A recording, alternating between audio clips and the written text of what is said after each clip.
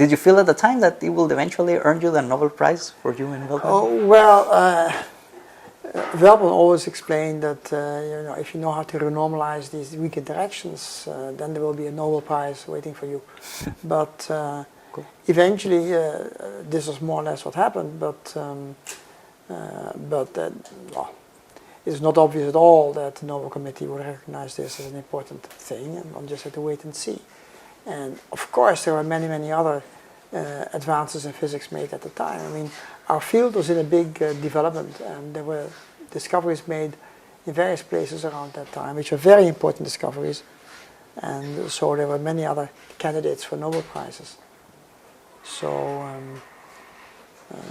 but it's always considered as a possibility one of these days. Then people will award the Nobel Prize for this.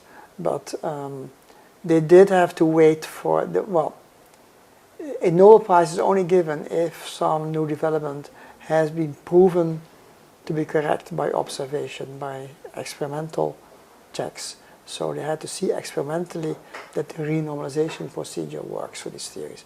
Now, the first thing that came out of our theories was how to make good models and how to distinguish good models from bad models. And that was vindicated very quickly.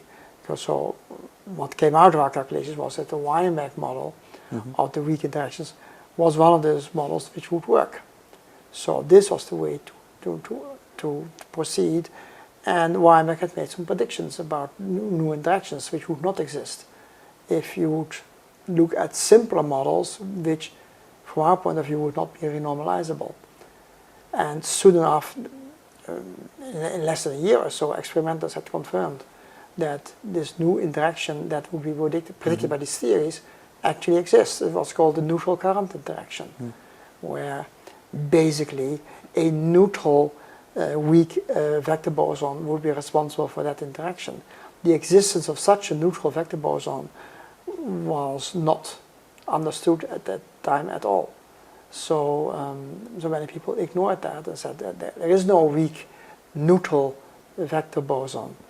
But the fact that it should be there was a consequence of the structure of the theories.